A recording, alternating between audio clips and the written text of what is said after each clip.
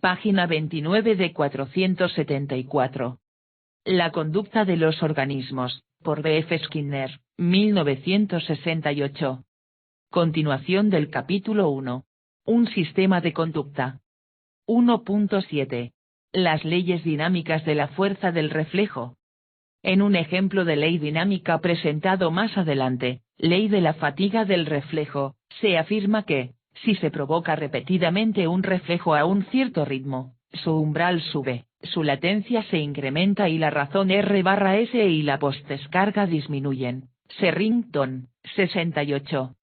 La operación que se ejecuta sobre el organismo en este caso es simplemente la repetida provocación del reflejo. Su efecto es un cambio simultáneo en los valores de todas las propiedades estáticas. La ley debiera describir la relación existente entre cada propiedad y la operación, pero es conveniente tener un solo término para designar el estado del reflejo con respecto a todas sus propiedades estáticas a la vez. Varios términos se utilizan corrientemente para ello, como son intensidad, potencia y fuerza. Usaré fuerza. El valor de la fuerza de un reflejo se asigna arbitrariamente al mismo a partir de los valores de las propiedades estáticas. Punto centrado y nunca se mide directamente. La fuerza de un reflejo no debe confundirse con la magnitud de la respuesta. Esta última está en función de la intensidad del estímulo, con el que la fuerza de un reflejo no guarda relación. Un reflejo fuerte puede presentar una respuesta de escasa magnitud si el estímulo es de baja intensidad. Inversamente, un reflejo débil puede presentar una respuesta bastante intensa a un estímulo muy intenso. Reservaré el término de fuerza exclusivamente para el significado que le he atribuido aquí y utilizaré intensidad o magnitud para referirme a los valores de estímulos y respuestas. El estado del reflejo está en función de la operación de la provocación en dos leyes de la fuerza del reflejo. Los cambios van en la misma dirección, pero difieren en sus propiedades temporales. Ley de la fase refractaria. Inmediatamente después de la provocación, la fuerza de algunos reflejos tiene un valor muy bajo, cercano al cero. Vuelve a su estado anterior durante la inactividad subsiguiente. El periodo durante el cual el valor es cero se llama fase refractaria absoluta, aquel durante el cual está por debajo de lo normal, fase refractaria relativa. Las duraciones varían considerablemente entre los reflejos, pero pueden ser del orden de una fracción de segundo para la fase absoluta y de unos pocos segundos para la relativa. La fase refractaria se aplica solo a un tipo de reflejo en que la respuesta utiliza un efector de formas opuestas en tiempos diferentes. Esta respuesta es dinámica o fásica. Los ejemplos clásicos son el reflejo de rascado en el perro y el reflejo de parpadeo en el hombre, los cuales implican flexiones y extensiones alternas. La simple flexión de la pierna o el cierre del ojo implican el primero de esos movimientos opuestos y no tienen fase refractaria. La segunda presentación del estímulo solo restablece, prolonga o intensifica la respuesta. La fase refractaria puede considerarse como un mecanismo especial para la producción y soporte de ritmos y respuestas que deben cesar y empezar de nuevo con objeto de desempeñar sus funciones. Véanse datos sobre la fase refractaria en 35. Ley de la fatiga del reflejo. La fuerza de un reflejo desciende durante la provocación repetida y vuelve a su valor anterior durante la inactividad subsiguiente. La tasa de descenso está en función de la tasa de provocación y de la intensidad del estímulo, y por consiguiente de la respuesta, y varía grandemente entre los reflejos. A causa de los procesos conflictivos de descenso y restablecimiento, la fuerza puede estabilizarse en un valor constante como función de la tasa de provocación. En las tasas altas la fuerza puede alcanzar el valor cero. Algunos reflejos son prácticamente infatigables como, por ejemplo, los reflejos posturales suscitados a partir de la cabeza, como ha sido mostrado por Magnus, 61. La ley de la fatiga del reflejo se opone directamente a la noción de canalización en la que se afirma que la provocación incrementa la fuerza del reflejo. El concepto de canalización ha sido asociado con varias teorías del aprendizaje y la llamada ley del ejercicio. No tenemos ocasión de introducirla aquí, y la ley de la fatiga puede, por lo tanto, mantenerse sin excepción. Hay operaciones a través de las cuales puede aumentarse la fuerza de un reflejo, pero la simple provocación no constituye una de ellas. Cuando la fatiga se produce rápidamente y el restablecimiento es lento, el proceso se denomina, a menudo, adaptación. Así, ciertos reflejos a sonidos altos pueden fatigar, adaptarse, bastante rápidamente y mantenerse en una fuerza cero o muy baja durante periodos considerables. El tiempo requerido para restablecer la fuerza original gracias a la inactividad puede ser del orden de meses o años. La adaptación o la fatiga se distinguen solo por sus propiedades temporales y serán consideradas aquí como ejemplos del mismo fenómeno. Las próximas leyes dinámicas que vamos a considerar implican la operación de presentar un segundo estímulo. El estímulo extraño no tiene, por sí mismo, control sobre la respuesta, pero afecta a la fuerza del reflejo del que la respuesta forma parte. Ley de facilitación. La fuerza de un reflejo puede incrementarse mediante la presentación de un segundo estímulo que en sí no provoca la respuesta.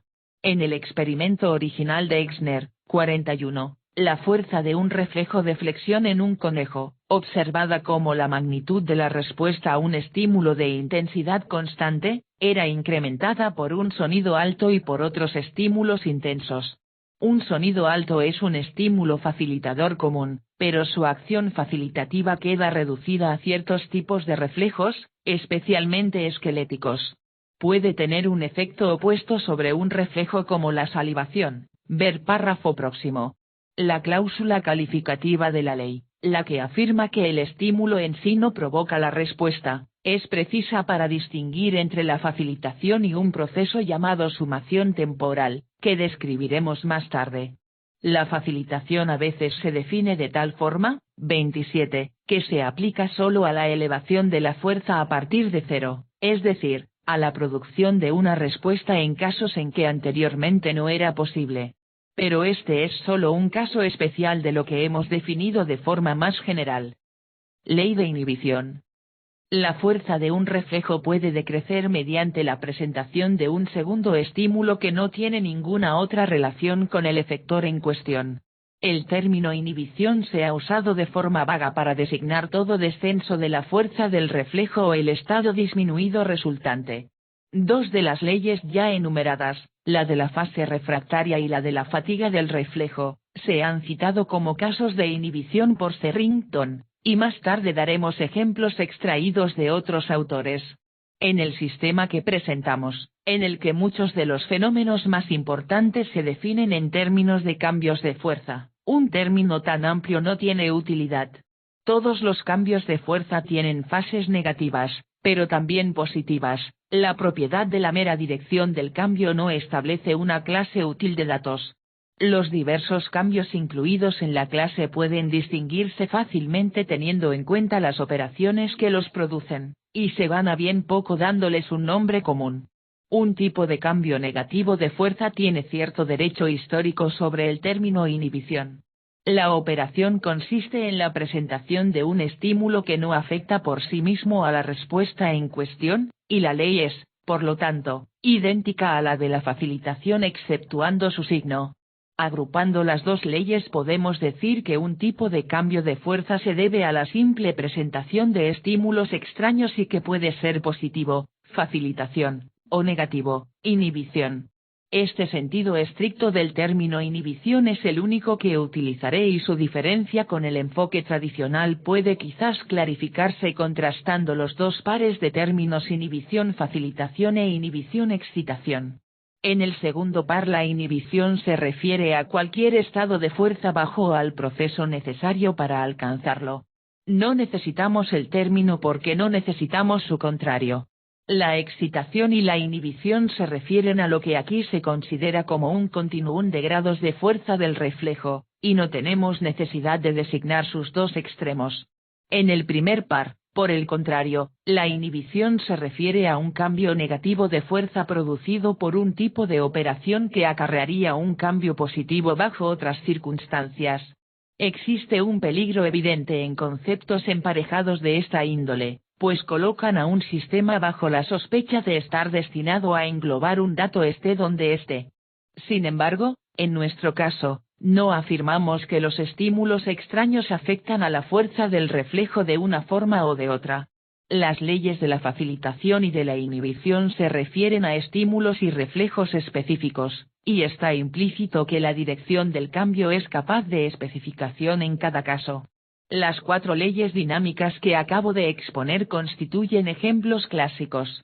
Pueden complementarse con leyes que expresan los efectos de la administración de drogas, de cambios en la presión de oxígeno, etc., que también han sido mencionadas en los tratados clásicos, 39, pero creo que son suficientes, en este momento, para ejemplificar la estructura del sistema. Empiezo con el reflejo como descripción empírica de la relación topográfica entre un estímulo y una respuesta. Las leyes estáticas constituyen la descripción cuantitativa. El enunciado de un reflejo y sus leyes estáticas predicen parte de la conducta del organismo apelando a las fuerzas estimulantes que la producen. Las leyes dinámicas permiten expresar la importancia de otras clases de operaciones que afectan a la misma conducta, con el fin de que la descripción sea válida en todos los tiempos. En el curso de este libro trataré de mostrar que una gran cantidad de material generalmente no considerado bajo este prisma puede expresarse con leyes dinámicas que difieren de los ejemplos clásicos solo en la naturaleza de las operaciones. Los ejemplos más importantes son el condicionamiento y la extinción, con sus procesos subsidiarios de discriminación, el impulso y la emoción, que propongo formular en términos de cambios en la fuerza del reflejo. A continuación, podemos describir un tipo de condicionamiento y su correspondiente extinción. Ley de condicionamiento tipo S. La presentación aproximadamente simultánea de 2 estímulos, uno de los cuales, el estímulo reforzante, pertenece a un reflejo existente que en dicho momento posee cierta fuerza, puede producir un aumento en la fuerza de un tercer reflejo compuesto por la respuesta del reflejo reforzante y por el otro estímulo. Ley de extinción tipo S. Si el reflejo reforzado a través de un condicionamiento UPO-S se provoca sin presentación del estímulo reforzante, su fuerza decrece. Estas leyes se refieren al tipo pavloviano de reflejo condicionado, que discutiré con detalle en el capítulo 3. Aquí deseo señalar simplemente que los datos observados son meramente cambios en la fuerza de un reflejo. Como tales, no tienen dimensiones que los distingan de los cambios de fuerza que se producen durante la fatiga, la facilitación, la inhibición, o, como mostraré más tarde, de los cambios de impulso, emoción, etc.